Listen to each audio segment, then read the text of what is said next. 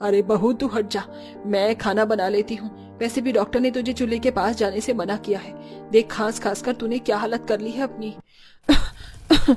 नहीं माँ जी, आप रहने दीजिए, आपको तो वैसी भी तबीयत खराब रहती है, मैं बना लूंगी खाना।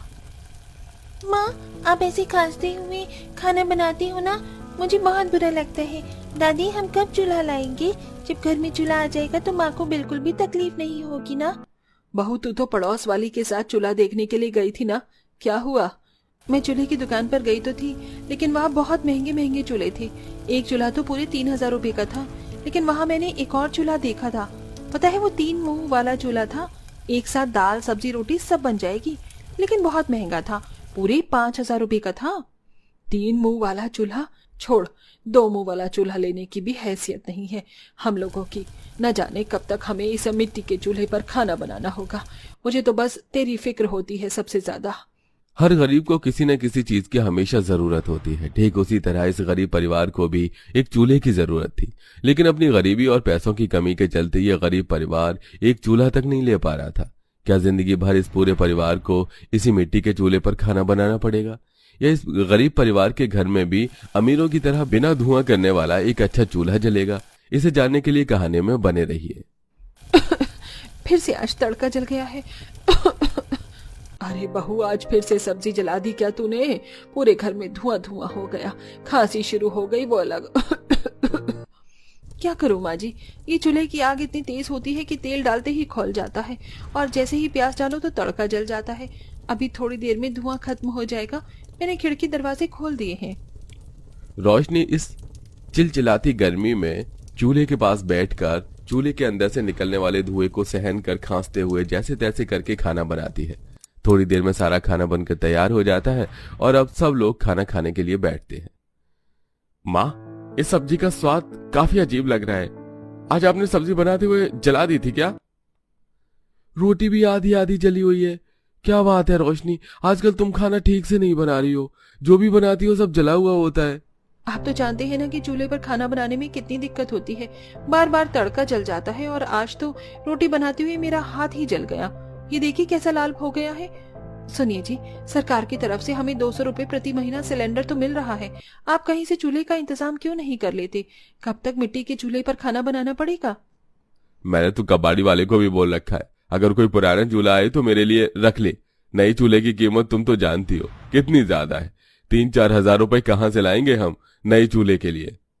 बिना चूल्हे के खाना बनाने में रोशनी को काफी ज्यादा दिक्कत होती है। कई दिन गुजर जाते हैं। क्या मुसीबत है, आज फिर से ये मिट्टी का चूल्हा टूट गया। महीना भर भी नहीं हुआ था इस मिट्टी के चूल्हे को बने हुए। एक काम करती हूँ, बाहर से मिट्टी लाकर दोबारा बना लेती हूँ, सूखने में भी तो 1 घंटा लगेगा। रोशनी महीने में 1 से 2 बार मिट्टी का चूल्हा बना लिया करती थी, लेकिन हर कुछ दिनों में उसका मिट्टी का चूल्हा टूट जाया करता था, जिससे रोशनी को काफी ज्यादा परेशानी होती थी। ऐसे ही एक दिन, माँ, बहुत जोरों की भूख लगी है, खाना दे दो ना। तुम दोनों मुंह हाथ धोकर आओ, मैं अभी खाना लगाती हूँ। दोनों बच्चे मुंह धोकर आते हैं और रोशनी प्लेट में खाना परोसती है। साक्षी और सुमन जैसे ही खाने का पहला निवाला खाते हैं, ये सारा खाना तो कितना ठंडा है, रोटी तो ठंडी होकर टाइट भी हो गई है, आप इसे गर्म कर दो ना। अरे, ठंडी दाल तो पीने में बिल्कुल अच्छी नहीं लग रही है माँ, इसे भी गर्म कर दो। बेटा, चूल्हा जलने में वक्त लगता है, और एक बार जल गया तो घंटे तक बुझता नहीं है। अभी जैसे तैसे खा लो, रात को मैं तुम्हें गर्म खाना ही खिलाऊंगी। चूल्हे की दिक्कत की वजह से रोशनी कभी कभी तो अपने बच्चों को बिल्कुल ठंडा ही खाना खिला दिया करती थी।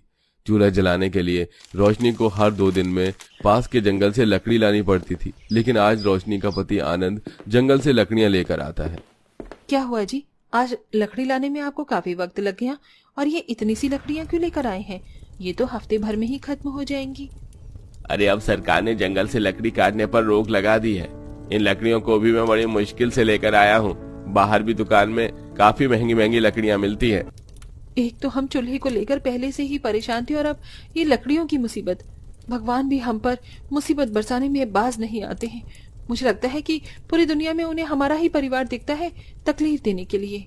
अरे रोशनी बहू, और कितना वक्त लगेगा? तू तो जानती है कि मुझे दवाई खानी होती है, डॉक्टर ने मुझे समय पर खाना खाने के लिए कहा है। क्या करूं माँ जी, ये चूल्हे पर एक वक्त में सिर्फ एक ही चीज बनेगी। अभी तो बस सब्जी ही बन रही है, रोटी सब्जी बनने में थोड़ा वक्त लगेगा ना। जब तक रोटी चावल बनेगा तब तक तो मेरी भूख ही मिट जाएगी। दवाई भी समय से खानी होती है मैं खाली पेट दवाई खा लूंगी। सुमित्रा चिढ़कर खाली पेट दवाई खाकर सो जाती है, जिससे रोशनी को काफी बुरा लगता है, लेकिन वो बेचारी कर ही क्या सकती थी। हर रोज की तरह रोशनी चूल्हे पर खाना बना रही होती है। चूल्हे से निकलने वाला धुआं पूरे घर में भर चुका था और वो दरवाजे के सहारे बाहर निकल रहा था। वहीं आनंद भी जब दोपहर में खाना खाने के लिए घर आता है और अपने घर से धुएं को बाहर निकलता हुआ देखता है तो हे भगवान, ये मेरे घर से धुआं कैसे निकल रहा है? कहीं घर में आग तो नहीं लग गई? आनंद जैसे ही घर के अंदर जाता है तो देखता है कि वो धुआं चूल्हे की आग की वजह से निकल रहा है। वहीं रोशनी बहुत बुरी तरह से खांस रही है। खांस कर रोशनी की तबीयत काफी खराब हो गई थी, जिसके चलते आज आनंद रोशनी को डॉक्टर के पास लेकर जाता है। चूल्हे का धुआं इनके लंग्स में भर चुका है। अगर ये इसी तरह चूल्हे पर बैठकर खाना बनाएंगे तो कल को इनकी तबीयत और खराब हो सकती है। ये ज्यादा दिनों तक चूल्हे पर खाना नहीं बना। डॉक्टर की बात सुनकर वो सभी लोग काफी ज्यादा परेशान हो जाते हैं। उनके पड़ोस में रहने वाली विद्या आज जब रोशनी से मिलने के लिए उसके घर जाती है तो रोशनी उसे सारी बात बताती है। अब क्या बताऊं विद्या, बिना चूल्हे की बहुत मुश्किल हो रही है। उस दिन मेरे बच्चों का खीर खाने का कितना मन था, जैसे ही खीर बनाई वैसे ही जल गई। बेचारे मेरे बच्चों ने जली हुई खीर खाई है। तुम एक काम करो, तुम मेरे साथ शॉपिंग पर चलो। वो शॉपकीपर मेरी जान पहचान का है, तो तुम्हें डिस्काउंट लगाकर वो चूल्हा दे देगा। अपनी पड़ोसन विद्या की बात सुनकर रोशनी काफी खुश होती है और नया चूल्हा लेने के लिए दुकान पर जाती है। लेकिन जब वहां जाकर उस चूल्हे के दाम पता चलते हैं तो वो बेचारी उदास होकर घर आ जाती है और ऐसे ही दिन गुजर जाते हैं। रोशनी हर रोज की तरह अपने आंगन में झाड़ू लगा रही थी कि तभी वहां से सरकार की तरफ से कुछ सेलर गुजरते हैं। सुनिए दोस्तों, सरकार की तरफ से आप लोगों के लिए स्कीम निकली है।